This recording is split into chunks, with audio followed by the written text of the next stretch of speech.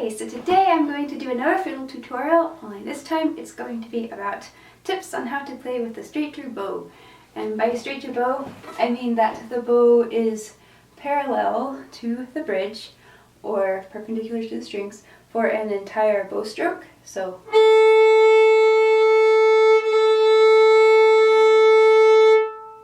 that would be playing with a straight bow. And this is actually difficult to do, but a lot of it is based off of muscle memory, so you just kind of have to learn how it feels to play with a straight bow. But there are definitely lots of little tips that I've learned from teachers and over time that I'm going to share with you, and hopefully they will help you learn to develop some of that muscle memory too.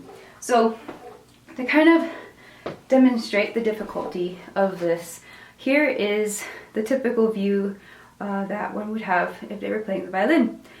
Currently, this is with a straight bow. However, if I just ever so slightly tilt it, it still looks pretty straight from this viewpoint, right? But it's actually very crooked. So it's very hard to really determine if it's straight or not. From this viewpoint, it's just you're looking here and is that straight? Is that straight? Like, it's hard to really tell. And there is, I think, a natural human instinct to kind of move your upper arm back a little bit, which would leave a crooked bow. So there's a couple of things to look out for as you are trying to learn how to keep a straighter bow. But one of the biggest questions I had when I was first learning how to play with a straight bow is, why is it even important to have a straight bow? Like, it's aesthetically nicer looking to have a nice straight bow, but is it really important? And it is important, and the reason why it's important is that it will give you a much more focused tone. And so I'm going to talk about that for a bit. So typically the violin is played, the bow is placed between just over the fingerboard or right at the fingerboard, all the way up to just before the bridge. That is the typical playing range for the violin. Most teachers will tell beginning students that you should not play near the bridge and that you should not play over the fingerboard. However, I wouldn't say that you should not do that. It's just a mere matter of those areas of the violin need to have a lot more bow technique to have them create a good tone. So tone is usually based off of three things. So you have the contact point, so that's where the bow is positioned between here and the bridge. The bow speed, so how fast are you going, the up and down movement of the bow. And then how much arm weight, the third part, you are digging into the string. So that's not pressing down, but using the force of gravity to kind of just like dig into the string. So those three things affect your tone.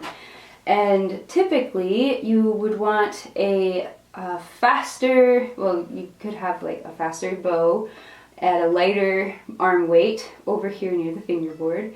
And then you'd want to slow your bow down and increase your arm weight as you move closer towards the bridge. Now, the best sort of introduction to bowing technique area would be right here, which is, some people call it the sweet spot, but it's usually just over these, they're called F-holes, but they're shaped like an S. Usually you want to stick the bow right there. It's about 1.5 inches to an inch, or you could say 2 to 3 centimeters above the bridge, somewhere around there. So that's the best place to put the bow as a beginner, but just file it in the back of your mind that you can play near the bridge. Just, it's kind of like playing up in 8th position. It's something you really don't need to do right now, but it's not wrong to play up there. It's just, it requires more technique. So the biggest culprit to a crooked bow are mostly the upper arm.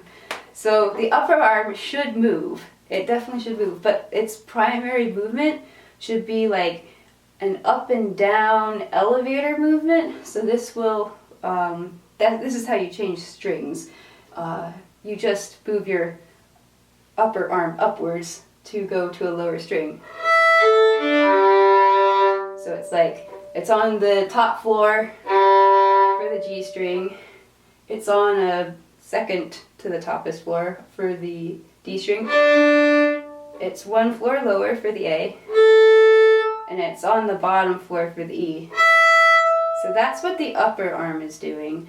And then the forearm and your wrist are the ones that are actually moving when you are trying to keep your bow straight. There's a little bit of movement up here, but it's not nearly this forward and backward motion. So this forward motion and backward would cause this. And what this is doing is you are playing along this whole playable area, but since typically you need to increase your bow weight as you move this way and then decrease this way and then change your bow speed, usually that doesn't happen if you're just doing this.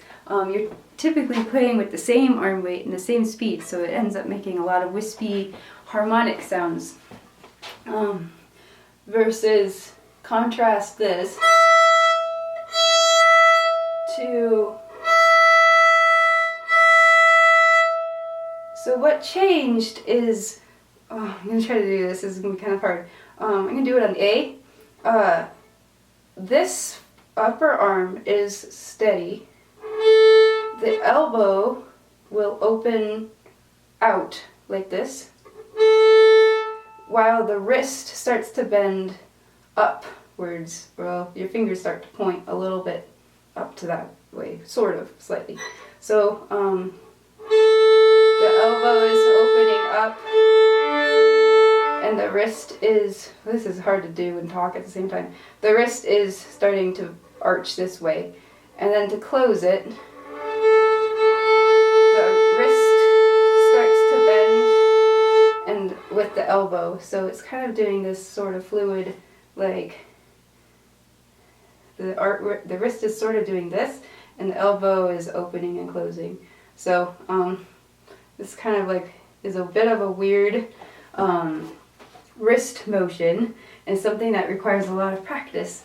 And it's something that is hard to practice if you don't know how to do it at the beginning. So one of the first things I would suggest, and this is something I did a lot, and people made fun of me for it, so I wouldn't do it in too many public places.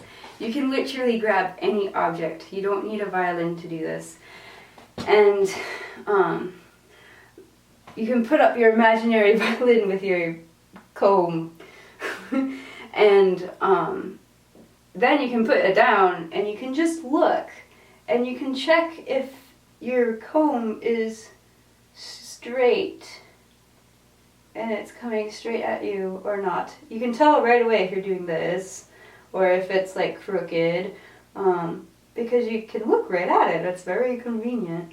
And what this will do is it's getting you used to this whole like bend your wrist as you open your elbow and then bend your wrist the other way as you close your elbow. This kind of like weird, awkward movement.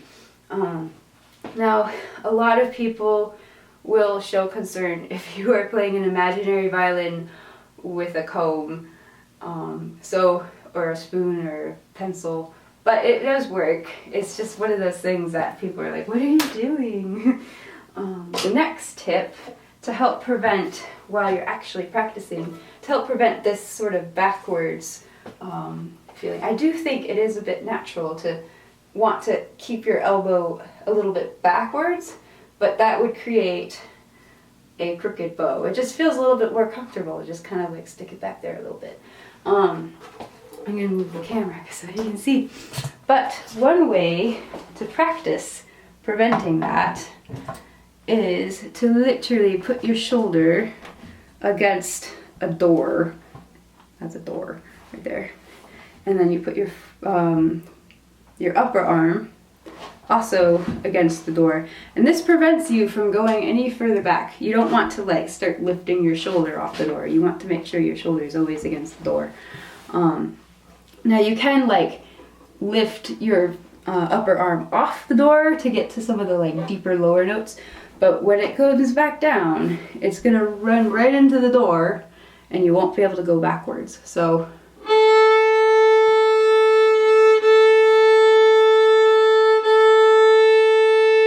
that's going to force you to play with a straighter bow. So that's another tip that really helped me a lot. I still do that sometimes, actually. And another tip, it's not the last tip, I have two more, is to use straws. So these are just regular drinking straws. You're going to want 2 of them. And you're also going to want the ones that have the little like bendy things that bend like this. And basically what you're going to want to do is take a pair of scissors and on the short end cut off, so it's about like that. And you're going to want to do the same thing with the other, about like this. It's dropped. And then you're going to cut a little slit on one of them, pick your favorite, and you're going to put one end into the other, like so, like that. I like to secure it with a piece of tape, just a regular piece of tape, just like this. So we end up with this little alien looking thing. But what we can do with this is we can stick it, see like this little circle thing, it's perfect for a straw. It's like it was designed for it. It's amazing. So we put one on that end and then we put the other, if I can get it right there. This won't hurt your violin as long as you're gentle. You don't want to like cram it in there. Just be gentle, work it through. But now we have a little bow guide. So what you can do is when you play, you want to make sure that you're touching both straws, essentially. So the yellow and I guess that's like a orange color. You want to make sure that your bow is touching both of them. And then you'll be playing with a straight bow.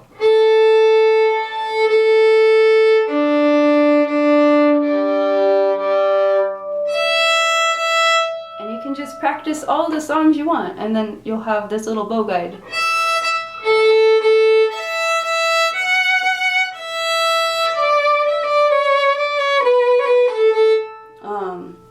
And you'll always have this little guide to help you practice. I think that this is by far the most helpful way to learn how to practice a straight bow, because it's always there. It's like this little guide that's always there for you, and there's no annoying door in the way. Like, although that does help a lot, it gets really frustrating. So I'd say that one is very helpful. And the last tip, we are in my bathroom. The last tip would be to use a mirror. And this is something that is very frustrating at times. It gets to be a little bit weird because I don't know about you, but I always tend to get confused when I look at a mirror. So, like which way do I go? I don't know, it gets kind of confusing. So, but one, you can just see if your bow is going crooked, like, oh, I have to fix it. Oh, no. So you can quickly see if your bow is going straight or if it's going crooked if you look into a mirror. So I practice in my bathroom a lot, and I think that's a little bit strange, but it works. There's a big giant mirror and I can see my bow the entire time.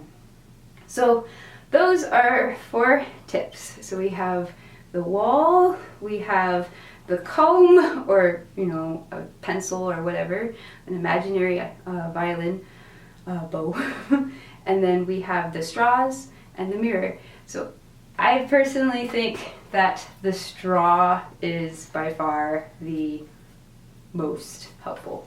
And lastly, before I forget, because this is something that I would always forget, and I almost forgot it in the video, rosin. So if you've done all of these things and you still are having a hard time keeping your bow straight and it's just sliding all around the place, I would suggest considering upgrading your rosin.